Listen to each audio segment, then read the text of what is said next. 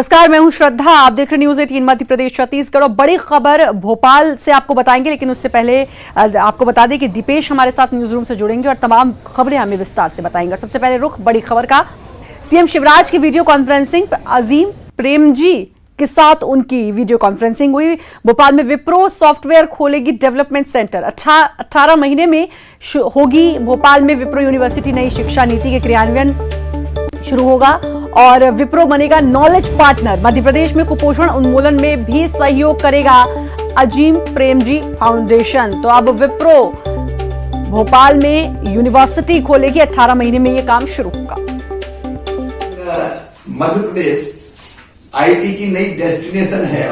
इस फाउंडेशन से संबंधित नहीं है, लेकिन आप सामने हैं और इसलिए मुझे लगता है कि मैं आपसे ये आग्रह करूं कि भोपाल में भी विप्रो सॉफ्टवेयर डेवलपमेंट सेंटर स्थापित कर सकता है। और जितनी तेजी से हमने यूनिवर्सिटीज को सुविधाएं देने का काम किया है, उतनी ही तेजी से आवश्यक जो सहयोग मध्य प्रदेश सरकार का, जो सुविधाएं है मध्य प्रदेश सरकार की तरफ से देने में हम कोई कसर नहीं छोड़ेंगे।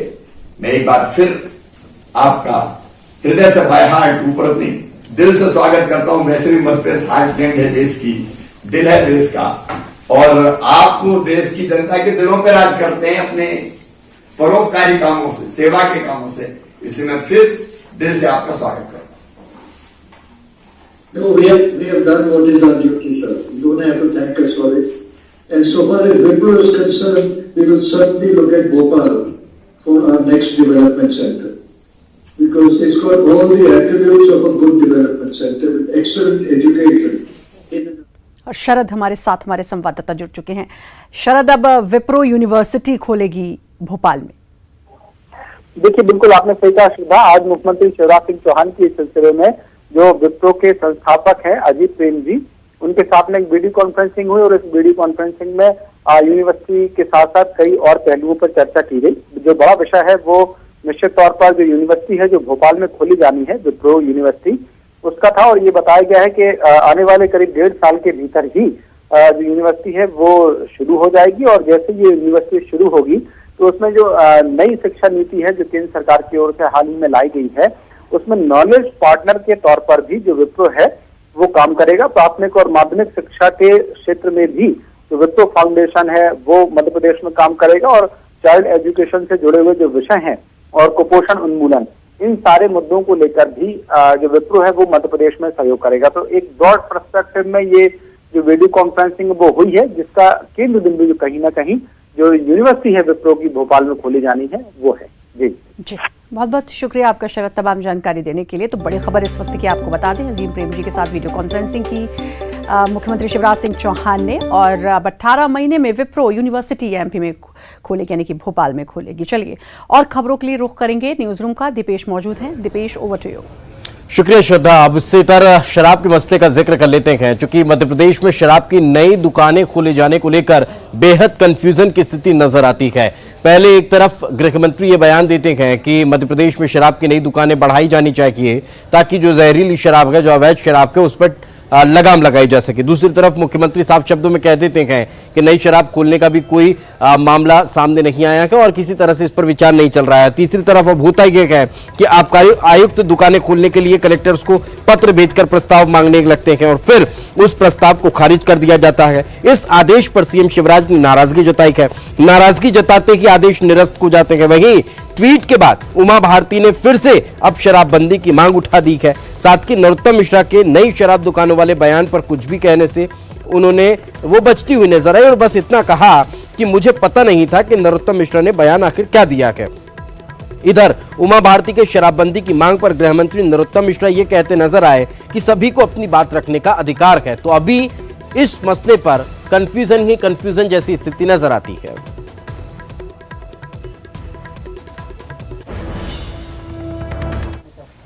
वो तो एक मंत्री के नाते अपना वक्तव्य दे रहे थे, इसलिए उनके वक्तव्य के उत्तर में मैं कुछ भी नहीं कह रही हूँ। मैं किसी भी मंत्री के वक्तव्य में कुछ नहीं कह रही हूँ। मेरी इच्छा है और मैंने कोई भी काम मांग से नहीं किया, संकल्प नहीं लिए, कभी के हाथ में जल लिया और छोड़ दिया टाइप का नहीं किया है। मेरे मन में हाँ सच में आस्था है, कन्विक्शन जिसको बोलते हैं, it is a matter of my own very personal conviction कि शराबबंदी की जा सकती है। और क्योंकि कई राज्य सफल हो गए हैं, गुजरात में आज तक है, इसलिए मैं बोल रही हूँ, और बिहार में भी है।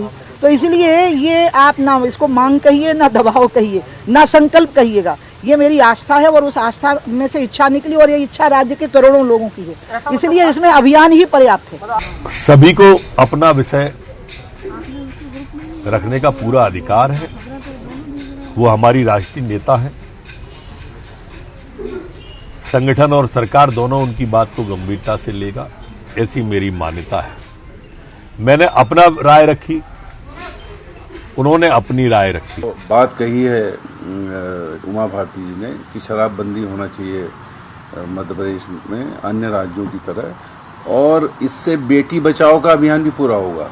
महिलाएं, बेटियों पर जो अत्याचार हो रहे हैं वो भी बंद हो जाएंगे।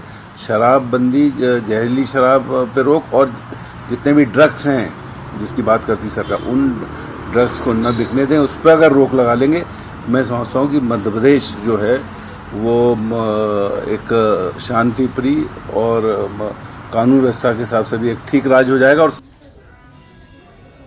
चलिए आगे बढ़ते हैं और अब बात करते हैं मासूम की मौत की जांच की। तो भोपाल में हुई मासूम की मौत की जांच अब एसआईटी करने वाली है। एसआईटी का गठन कर दिया गया है और एसआईटी अब इस मामले के हर पहलू पर विस्तार से जांच करेगी। आपको ये भी बता दें कि बैठक में एक महत्वपूर्ण बैठक हुई, उच्च स्तरीय बैठक सीएम हाउस में हुई। उस बैठक में सीएम ने कहा कि हम बेटी को बचा नहीं पाए, ये घटना साधारण नहीं, दुर्भाग्यपूर्ण है।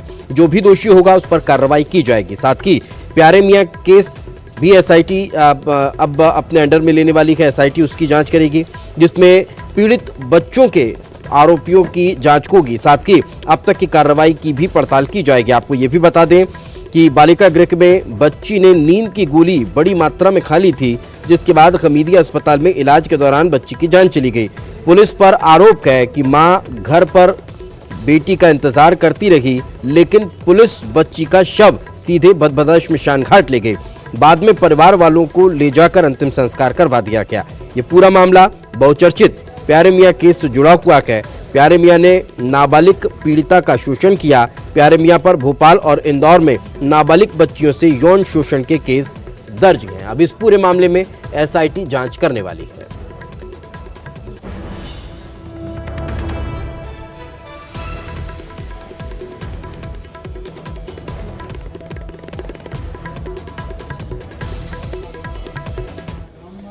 वहीं अब पूरे मामले को लेकर कांग्रेस ने सरकार पर निशाना साधा है। पूर्व मंत्री पीसी शर्मा ने इसे असंवेदनशीलता बताई है। बच्चियों के मामले में संवेदनहीन, एक तरफ तो ताबड़तोड़ कार्रवाई की गई प्यारे मियां के खिलाफ, और ये बच्चियों को जहर दे दिया।